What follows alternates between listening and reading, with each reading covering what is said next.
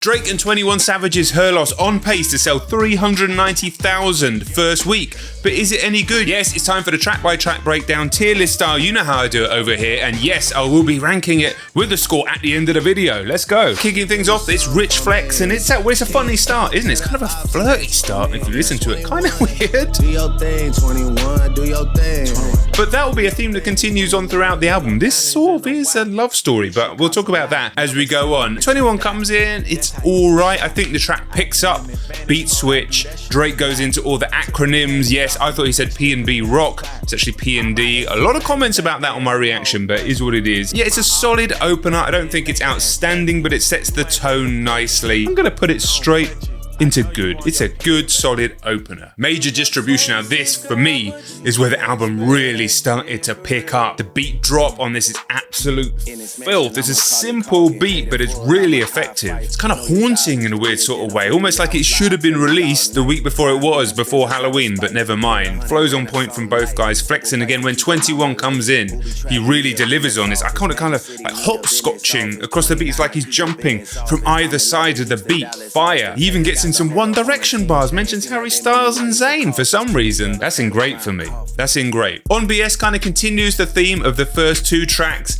I don't think it's quite as strong. It does a job. It has quite a catchy hook, but I don't think it really delivers a huge amount more than the previous two tracks. I'm gonna put that one into mid, kind of forgettable for me. Now Back Outside Boys, I know some people absolutely love this song. It doesn't do a great deal for me. It's really tuneful, it's catchy, the hook is really good, but that style of music doesn't appeal to me as much as Drake and 21 spitting over cold beats, realistically. What's interesting about this track though is after this kind of like flirty start between the two, Drake seems to send 21 Savage out of the room, out of the studio on this track. I'm guessing he sends him down shop to go and get some supplies, some chocolate, some crisps, some Pringles maybe. Understandable. And while 21's out the door, Drake sneaks into the booth with Lil Yachty and they put this little number together. Interesting. It's in good for me. Up next then, we got Privileged Rappers. It's an alright track for me. The beat's kind of cool.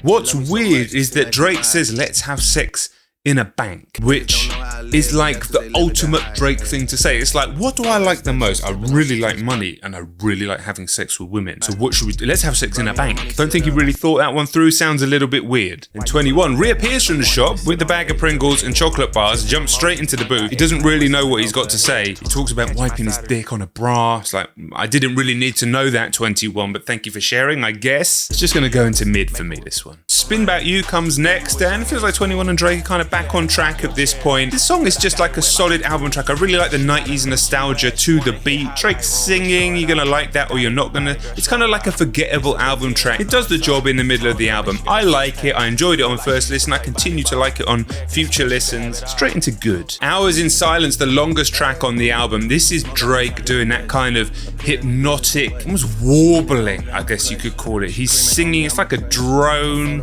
You already probably know if you like that sound from him. I kind of do. It's something to lose yourself in when you're just sitting back and vibing. Works well in the car. I can totally understand if somebody comes up to me and goes, what is this racket? I can't stand Drake. I totally get that. I actually really like Hours in Silence. I think it's a great track, so I'm gonna stick it up into great. Now Treacherous Twins is a funny one. If you saw my first reaction, I couldn't stop laughing because I couldn't not hear this as a little ode, a love song from Drake to 21, or between the two. Drake calling 21 his little treacherous twin. If you listen to it like that, it's kind of a centerpiece for this whole love story of the album. 21 is back from the shops, Pringles are open, chocolate bars eaten, a couple of drinks knocked back, and they're back on good terms again. The song itself is actually really good. It's a silly song, but I don't mind a silly song with Drake on it. Treacherous Twins is a good track, elevated or perhaps ruined depending on your point of view, if you start listening to it and reading it like I have. Circo Loco up next. I love this one. I mean, Drake has a way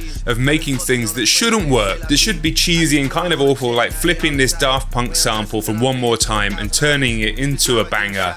But he makes it work, even when he sings the hook awfully. It still works. It's a humorous track. Both of them are on form, kind of bouncing back and forth. It's just a good pop rap track, centerpiece of the album, bangers, gonna work in multiple circumstances. I think it's a great track, man. Absolutely love it. First reaction sent me on flames. Great stuff. Interestingly as well on this track, which I didn't catch on first listen, he talks about hooking up with the Ops for Jay Prince. You can kind of read that as reconnecting with Ye when they did the concert together, the Larry Hoover concert.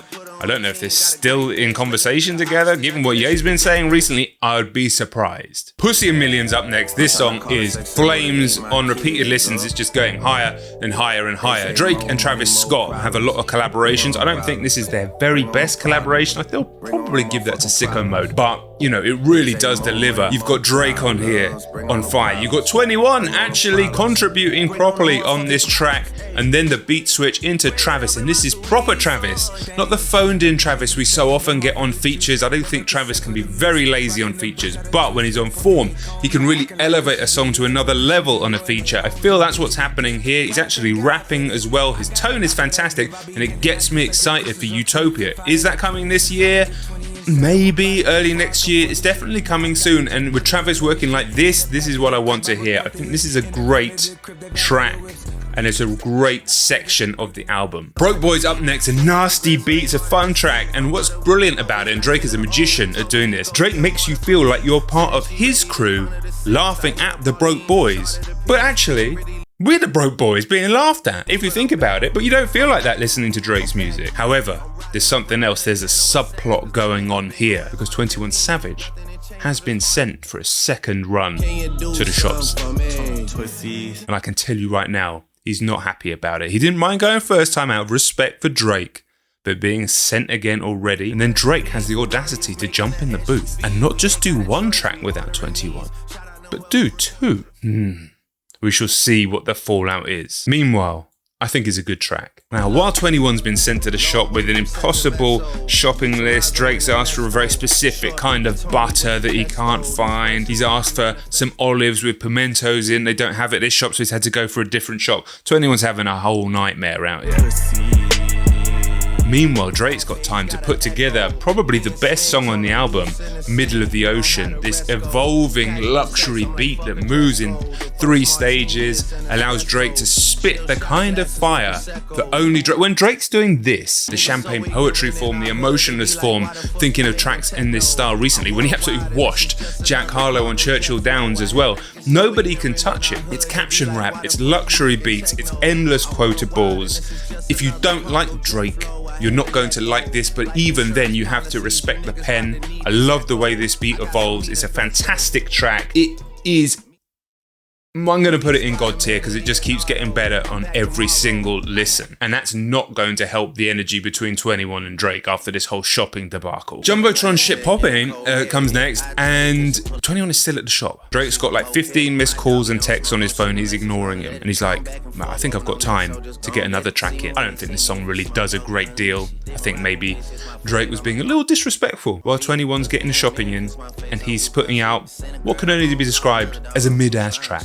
Doesn't need to be on the album, ain't great, don't really know why it's here. And then the audacity on more M's to try and fit in another track without 21, but 21 bursts back through the door on this one, and he is pissed off. The 21, the kind of light, airy 21 that we've had on the rest of this project, he is gone. He says the line, baptize her and wrap him in a blanket. You can almost sense Drake has gone, I pushed it too far. And now I've got to pretend like I'm gangster, but I'm not. But this guy scares the shit out of me. I'm just gonna stand back and gonna let him do his verse with a smile on my face, and then I'll rap a little bit at the end and hope everything's okay. But it's not. It's not okay. The song's really good. Some people absolutely love this song. I'm just putting in good for myself. But then Drake is so scared of 21 Savage that he actually, to placate this man, this maybe lover, but definitely this man, he says, do you know what, 21? You can have the time and the place track to yourself, because that's how much I love and respect you. But Drake already knew secretly that he'd already delivered his time and place bars that he'd written, probably for this track, on Middle of the Ocean. But 21 hadn't heard that. He was at shop. So 21 gets a go, and he does a decent job. But realistically, when you've got the place and the name track on a Drake record, you want Drake on it, and Drake ain't on it. 21 proves that he can rap. The days of calling him a mumble rapper, which some people used to do, are surely over. 21 delivers on this track.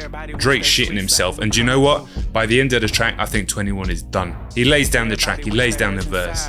He walks out the studio and he snatches the olives. He's fed up. He's furious. The track's good. And then Drake's really in his feelings by this point, because ultimately Drake knows he did something wrong, but he will never admit it. I guess it's fuck me, he says. I guess it's fuck me. Being let down again. Snakes in my camp again. So he kind of talks about his shit. The song's kind of mid. The song's fine. It winds down the album, but I just feel sorry for 21, man. Can they reconnect? Can they get back to the energy they were on Treacherous Twins? Or is it all over from the two? Or am I just reading too much into it? Guys, I really like the project. I don't think it's an absolute classic. I really enjoy it as a pop rap banger project, just full of bangers. There's very little substance here. There's very little below the surface here, but that is okay because it's super, super listenable. And I think a lot of these songs are going to grow in time. Inevitable TikTok trends that are going to come out of a bunch of them. Jimmy Cooks grew into this kind of monster song from the first time I heard it to what it is now, and I think that will happen with a lot of these tracks. And because of that, you know, it's kind of like a 4-star project for me, a 7 or an 8. I'll drop an 8 on it because I do think a lot of these tracks will evolve over time, but it's, you know, if you're telling me it's a 7, it's cool. But I'm not going low on that because it is just banger after banger after banger. But don't send 21 Savage to the shops twice in one recording session. It's not acceptable. What you should do is like and subscribe to my channel while someone starts a chainsaw outside. It's 21 Savage, I'm terrified. Alright, make sure you watch the reaction if you haven't yet, and there's plenty of other Drake and 21 Savage videos on the channel. Peace.